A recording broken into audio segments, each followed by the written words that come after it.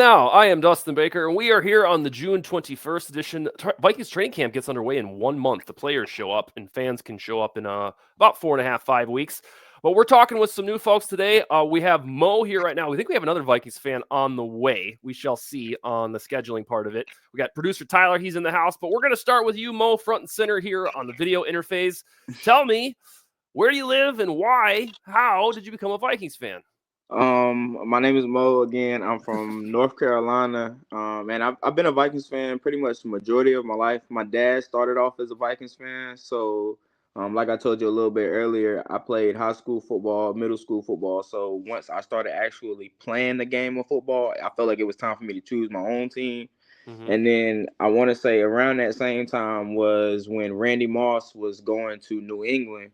So my dad ended up transitioning to being a Patriots fan, but I kind of like stuck around being a Vikings fan because I'm not one of those guys that I like teams. I don't want to just pick certain players. Of course, I'm a fan, but I Mm-hmm. like to stick with teams because you can build like a better foundation of understanding what's going on.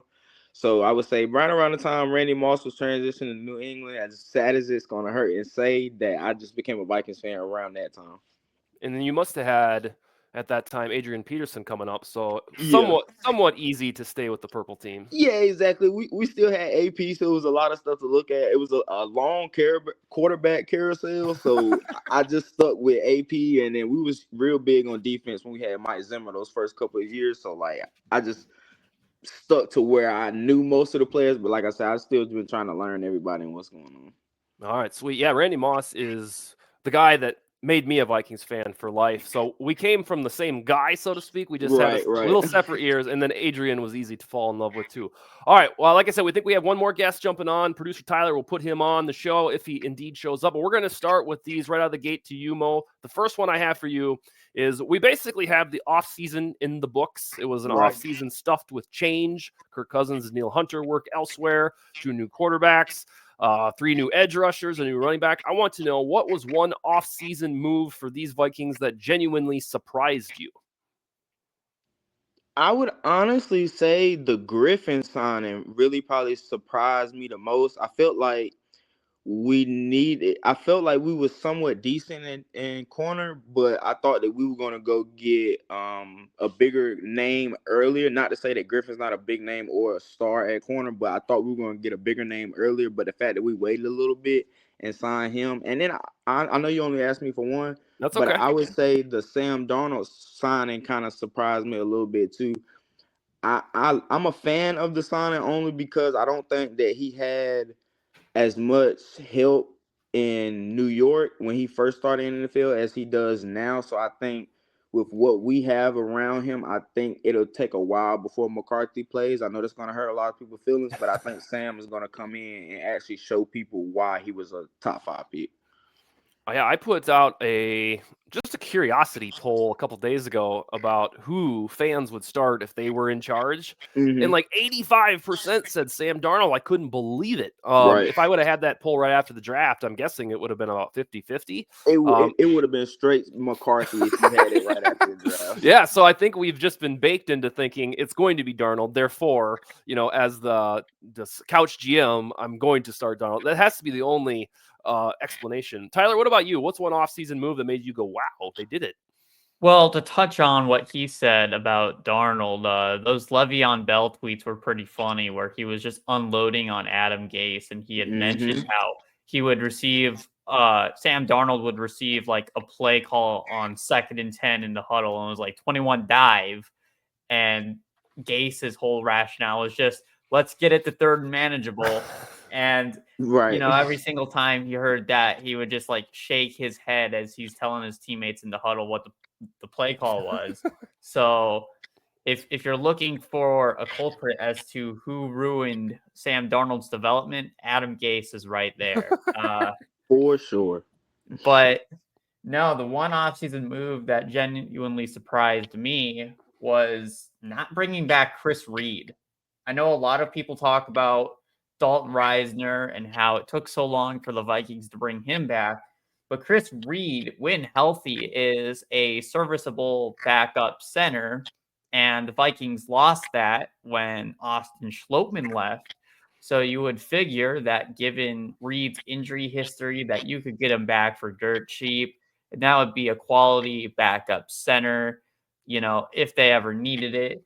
Instead, they draft Jurgens, who, has some potential, but they also signed Dan Feeney, who, in my estimation, is nowhere near Chris Reed quality. Like Dan Feeney is just kind of like practice squad, bounced around the league a bunch, and I don't know. For me personally, I wouldn't have hated it if they had brought back Reed, to be that backup center. Mine on genuinely surprised, and it doesn't seem surprising now that we've had 3 months with it, was Aaron Jones joining the Vikings. Not because it's surprising that a Packer joined the Vikings. That happens every year.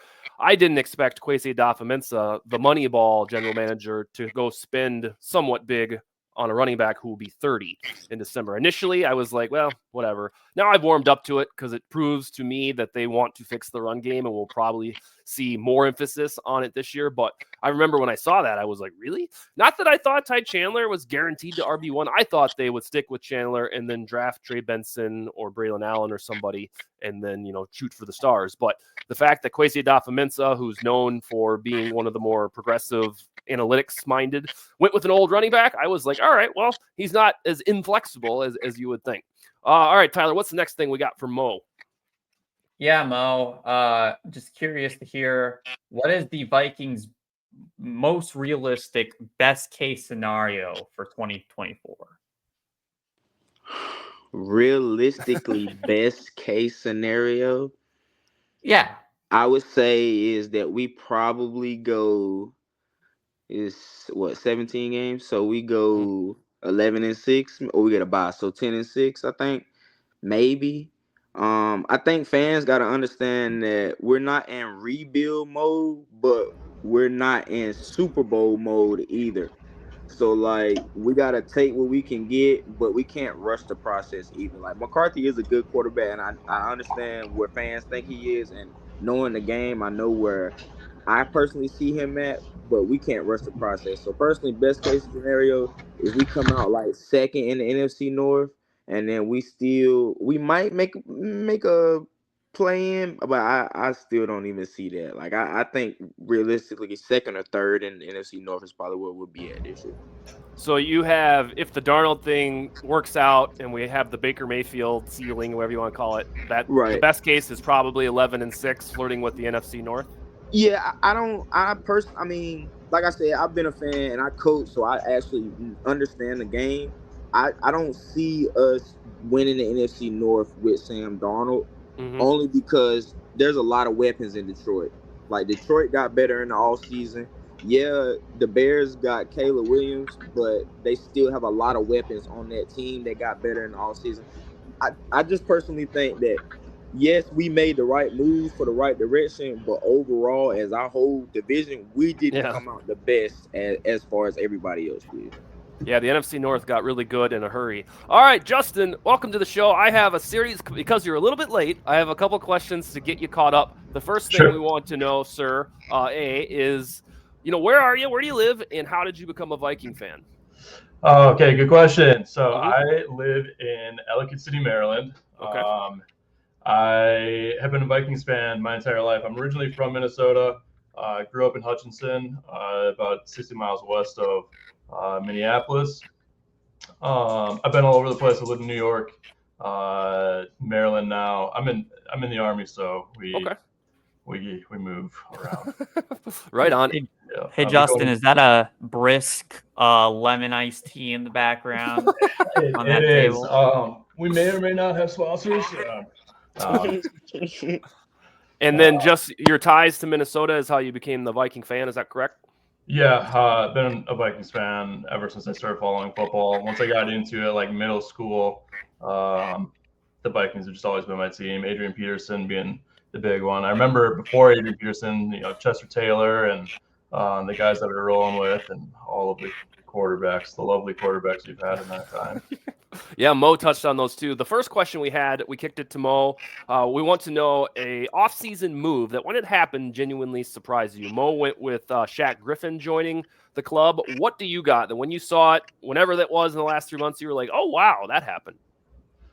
Oh, man. I think, honestly, I think the Dalton Reisner re-signing might be kind of the surprise one. For some reason, it always just felt like there seemed to be, I don't know, like distance from the Viking side and re-signing him.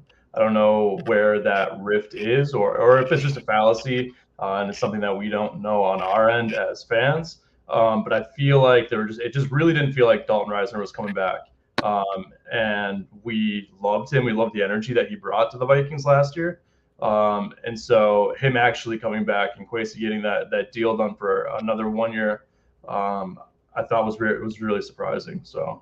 I mean, you can make the case that just all of the defensive signings that we did make too was just it was absolutely insane. So yeah, Flores got his guys after kind of inheriting the Donatel setup. All right, one more question, and then we'll have you back on track here. What is the realistic best case scenario for the Vikings this season? yeah, so Mo said 11-6. I'm in second in the NFC North. I'm probably going to go with 10-7 and probably second or third in the NFC North as well. I think that I might feel a little bit better about Sam Darnold. I think just the things that I see pop up on social media, the feeling around Sam is that he's really slinging it right now with the Vikings in the minicamp, the OTAs. He's shown flashes of what he can do at in the NFL that made him such a high draft pick coming out of USC. And so if he can get that, I think we could be in for a pretty fun year. And in my best case scenario, JJ just doesn't see the field unless it's just mop up time, good or bad for that matter. But I really would like to see Sam Darnold play the entire season, play well, be a top 15 quarterback, throw 20, 25 touchdowns, 3,500 yards, and we make a wild card run at 10-7. Yeah, mine is really similar to both of you.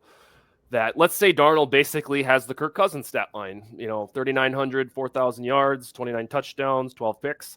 Then I can see that path to 11-6 and the friskiness. And to your both the point about the NFC North being too good all of a sudden, that would be the only thing that would put a large damper on even good Sam Darnold. Is that remember when we used to play the Bears and the Lions? It used to be like, oh, good, we get them. That's not the case anymore. Tyler, I'm interested to hear your reply to this one. What is your realistic best case scenario? Yeah, probably the Seahawks from what was it, 2022, right? Where they bring in Geno Smith and he sort of revitalizes his career and they make the wild card. That's kind of the blueprint for the Vikings, is they're trying to follow in Seattle's footsteps by taking a former first round pick quarterback who was ruined by the Jets and give him enough weapons on offense to revitalize his career, let him be the bridge quarterback while you develop someone else. So my best case scenario is pretty much the same as all of yours, which is, make the playoffs as a wild card team. You're probably going one and done because it's Sam Darnold. But the fact that you made it there sort of surprised everyone. Yeah, thankfully we know all about that one and done feeling, so it wouldn't be completely shocking. All right, the next thing I got, Mo, right now the Vikings have 91 players on the roster. I want to know a player or two, whatever comes to mind, who is somebody that we're all sleeping on that could either bust out this summer or in the regular season. Oh, that's a good one. Come back to me. Let me think about mine. Let me think about mine. That's all good. Justin, who's yours? Kind of what might be my sleeper pick is going to be, I think, Trent Sherfield. After Jordan Addison and the Vikings wide receivers, there's just kind of a hole there for somebody to pick up. KJ Osborne left. We've got, there's some speculation about a potential signing for wide receiver, but everything that I've been seeing or hearing is just Trent Sherfield he keeps making plays.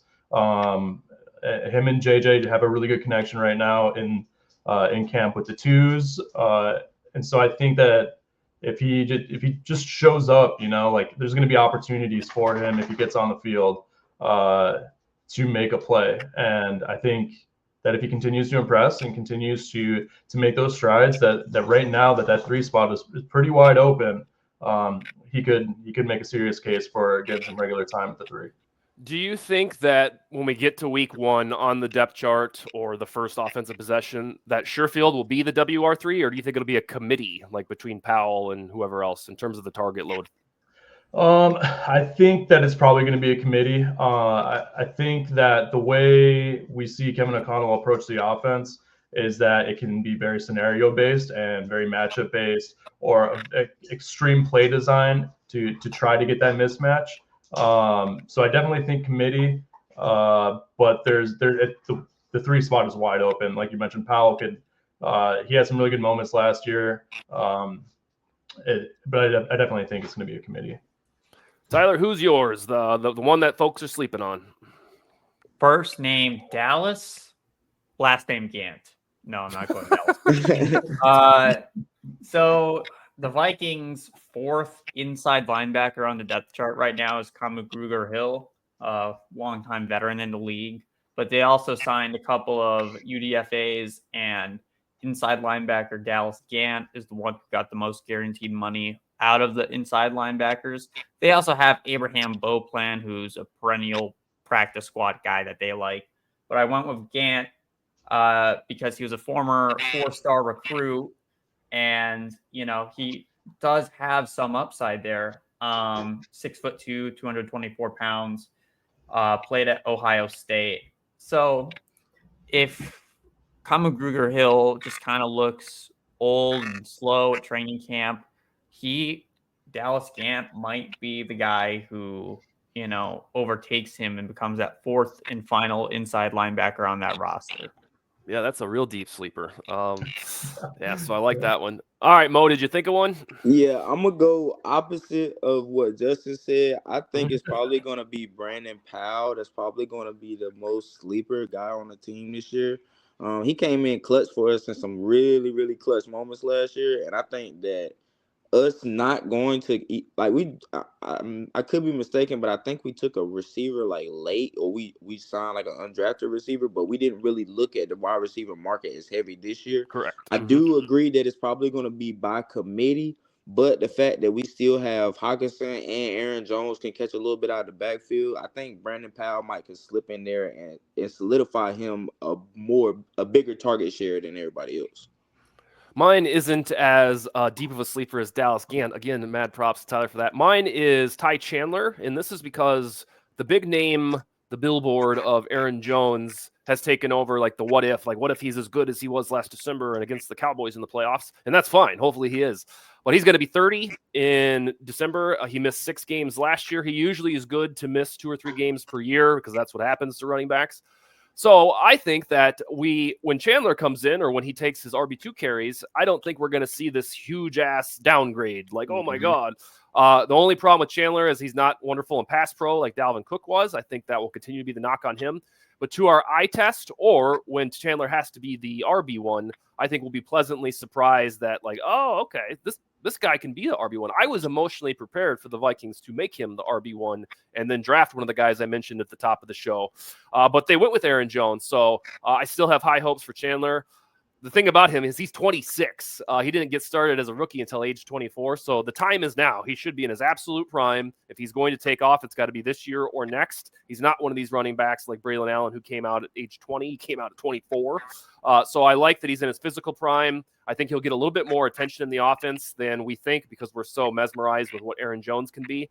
So he's the one that I think that we're kind of sleeping on. I don't think anybody thinks badly of him or thinks that he's going to be a non-factor. But I think there will be certain weeks where we're like, this guy's just as good as Aaron Jones. All right, Tyler, what's the final thing for the group on this Friday? Yeah, real quick, I just wanted to mention, could you imagine if Ty Chandler struggles somehow in the preseason and how panicked the entire fan base is going to be about that running back room outside of Aaron Jones? Oh Man, yeah. I get so much hate over Ty Chandler all the time because like I'm a fan, but like he's like Dustin said, I just don't. I'm prepared that if they hadn't took Aaron Jones, that he would have been RB1. Like I don't, or if we had brought back Cam Akers, maybe. But it's Mhm. still again like Chandler he has potential, but he just doesn't have that say I want to be that guy. Like he shows it, he shows flashes, but he just doesn't strike me as I want to be that guy. Like Yeah, I think the reason we're so high on him is because he was so much faster than Alexander Madison that by comparison, we were like, "Oh my God, this guy's awesome." Yeah. yeah. I mean, I'm thankful to have Aaron Jones. That's not a dig at Oh yeah. Ty Chandler. It's just nice, to have that reassurance that you still have like a top 10 running back in this league. But the next question for you all is, who would you rather the Minnesota Vikings signed from free agency, Hunter Renfrow or Stephon Gilmore? I'd probably take Hunter Renfro just because again our wide receiver room outside of Jefferson and Addison, we don't have a for sure number 3. Like if you look at paper, you probably can just guess, but we don't have a for sure number 3.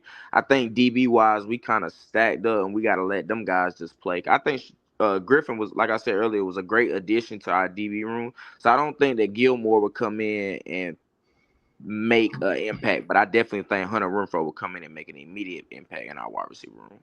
And it's worth noting that he's available and has been available for 3 months. And the Vikings have $26 million in cap space. And the only wide receiver they signed was Trent Sherfield, mentioned by Justin a little while ago. And then two UDFAs, one got cut last week. So they're probably content with what they have. Justin, what say you? If you were told, hey, the Vikings in 2 weeks will either sign Hunter Renfrow or Stephon Gilmore, who would you cross your fingers for? Yeah, I'm going to go with the defensive side. I think Stephon Gilmore might be the better choice here. The offense, in the way that we have a lot of playmakers the way it is, the ball can't get to everybody.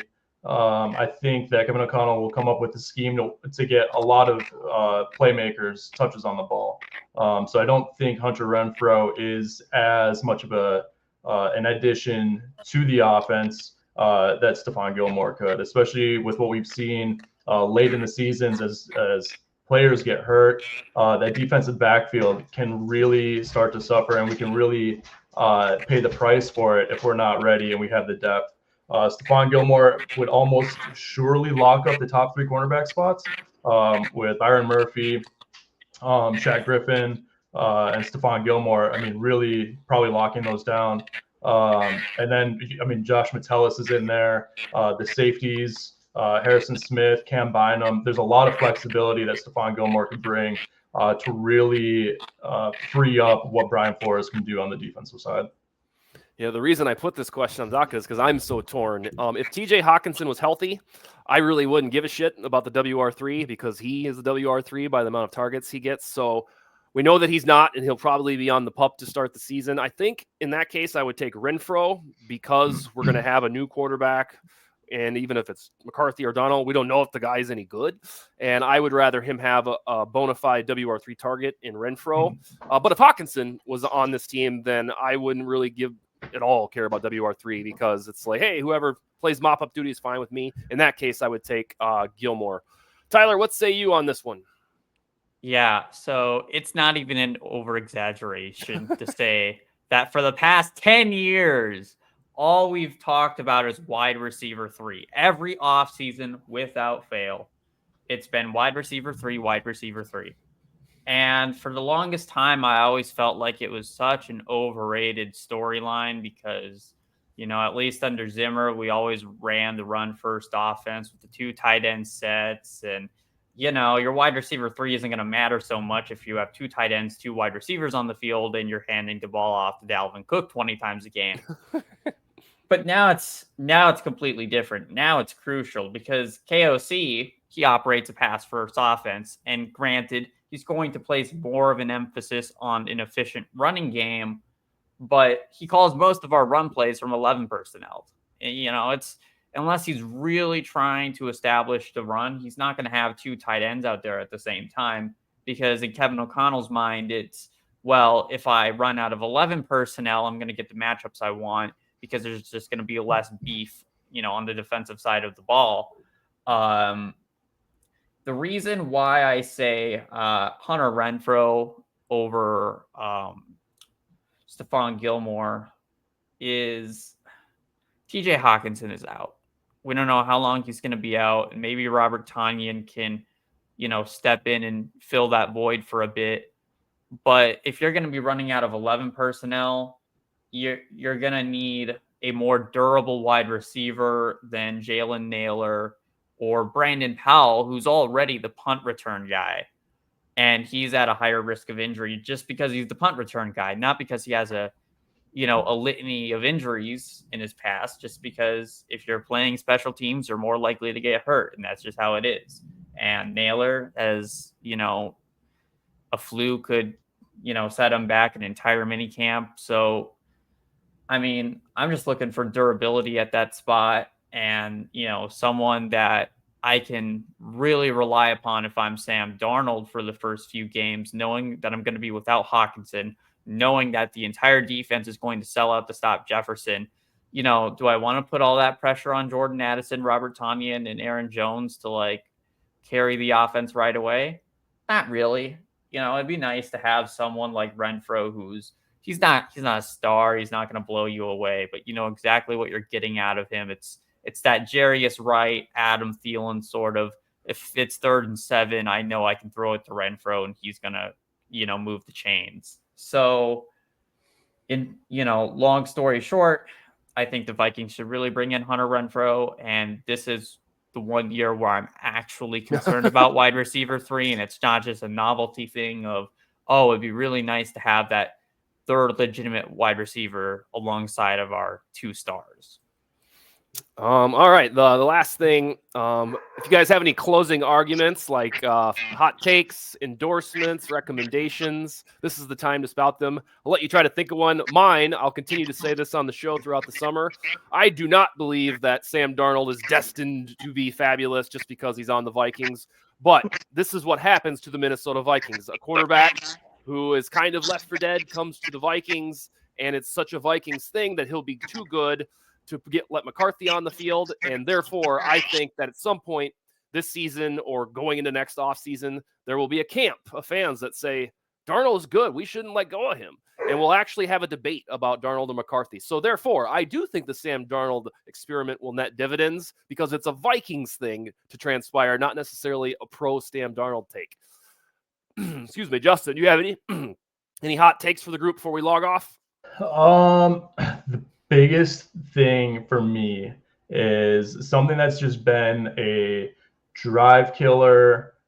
It's just game management from Kevin O'Connell. I really, really want to see that get cleaned up. Just as something as a Vikes fan over the last, 2 coaching regimes, with Zimmer even, there was a lot of times where there was just game mismanagement. It felt like getting really dumb false starts, getting really dumb delay of games, just not getting the play call. And we've seen it with Kevin O'Connell too many times, or just weird calls in the middle of the game that don't make sense, running on 2nd and long all the time. I get that there's a theory behind it, but I really want to see the game management side get cleaned up. It feels like it's so easy for other teams to do things against us, and it's so hard for us to do it against them. And I don't know why that is. We are loaded on offense. Our defense, as long as they don't drop off in the back half like they did last year, they are looking fantastic. There's a lot of speed back there. There's a lot of athleticism, a lot of coverage right now. And so as long as the team stays relatively healthy and the game management doesn't get cleaned up, then Kevin O'Connell could be facing a little bit of a hot seat by the end of the season. So game management for me is probably my biggest thing that I'm watching. That reminded me, even though they're not similar things, you know how Aaron Rodgers and other quarterbacks Whenever they get somebody offside, they get a free play. It feels like a miracle when that happens to the Vikings. So when you were talking about how other teams can do stuff and the Vikings can, that's what that reminded me of. There was a time last year I was like, oh, sweet, we got a free play. And when you watch Rodgers, it happens a couple times a game. All right, Mo, you got a hot take, recommendation, endorsement? Yeah, the only thing I would say is that fans need to understand that if Sam Darnold does come out shaky early, that we don't need to just jump straight to McCarthy. Like, it's still a process and it's still a learning curve that McCarthy, I just personally feel like, yes, he's going to be a great quarterback for us, but we don't need to rush the process. Like, yeah, some rookies out here starting day one, and that's cool and that's fine, but it's not about how you start, it's about how you finish. And we don't want him out there. We don't want good McCarthy for 2 years and then we get a fluke for the rest of his career. Like, just trust the process, and fans understand that even if Sam Darnold does come out shaky, like, just have faith because it's going to get to where we want him to go. And they'll need that same edict of patience when McCarthy does take the field. Right. When he's not Patrick Mahomes in game number 2, it's going to take some time. Right, We'll exactly. be preaching that one hardcore. Tyler, what about you? Endorsement, hot take, recommendation? Yeah, so I'm just seeing a tweet from the Purple Persuasion now on Twitter where he's aggregating an Alec Lewis article. And it's saying potential trades the Vikings could make to fill the wide receiver 3 role include Amari Cooper, Chris Godwin, Robert Woods, and to me, the most intriguing one is Noah Brown. I believe he's on the Texans still, right? And they have an insanely deep wide receiver depth chart, and he's still relatively young. If there's one guy outside of Hunter Renfrow that the Vikings should pursue, I think it's Noah Brown. For me, I'm just really, for the past, whether it was Thielen and Diggs or Jefferson and now Addison, I'm tired of that wide receiver 3 just being an afterthought. Let's go 3 deep again. Let's get someone who is proven, reliable. Find our Jake Reed to our Chris Carter and Randy Moss. It was actually insulting to me when KJ Osborne last offseason was like, yeah, we're recreating deep 3. It's Addison, Jefferson, and me. And it's like, I don't know how to tell you this, buddy, but you're not Jake Reed levels of great. So I just want, because if we have that wide receiver 3 who is reliable and a threat himself and not just a guy who's benefiting from everyone else, no one's stopping this offense because we have the elite running back. We have the elite tight end. We have the elite wide receiver duo. We have the offensive line, the tackles. We have everything there. It's just the wide receiver 3. And I want them so bad to find a legitimate wide receiver 3. And maybe they do that by trade. Maybe they do that by signing someone. But that's my closing argument. Stop treating wide receiver 3 like it's an afterthought, especially in Kevin O'Connell's offense. It is crucial that you find someone reliable there. It's worth noting on trades, whether this summer or during the season before the deadline, it's bittersweet for the Vikings. They have more than enough cap space to make almost any trade work, but the draft piggy bank is like reduced because of the Dallas Turner deal. So they'd have to get really creative in sending draft picks unless they're going to trade like Lewis Cine, which I don't think would move the needle very much. They're going to have to get into like the 2026 cabinet, which is a little worrisome. All right, guys, we do this fan thing Mo, what do you got? I do got a question. Like, so what is Lewis Cine's like? Why hasn't he been? I mean, I figured y'all might know a little bit more than I would, but like, why hasn't he been progressing as far as we thought he would be? I always wondered that. Well, when we talked to, let's see, Ben Lieber right before the draft, Tyler, he said that the guy just hasn't really figured it out. The injury didn't. I think it's threefold. The injury, of course, didn't help anything, and it hurt. The Vikings, all of their safeties are better than Lewis Cine, right? And so it's a crowded room. It's not like why can't this guy play? We desperately need him to be good. They just have too many good ones. And then I think to Ben Lieber's point, when Tyler and he were discussing it on the show, is that Cine just hasn't really picked it up. So it's a lot of bad marks going against him. And on top of it all, Najee Thompson, a cornerback, switched to safety, according to The Athletic the other day. And it's like Lewis Cine doesn't need any more bad news. And that just another one. So, all right, like I was saying, group, we do this every Friday. So if you guys have a good time, let me know sometime before the end of the summer if you want to come back and chat with us. Tyler, am I forgetting anything here? No, that's pretty Okay. much it, guys. Appreciate y'all coming on. Yep. All right. We'll talk to you guys next time. Awesome. Thanks for having us. Absolutely. Later.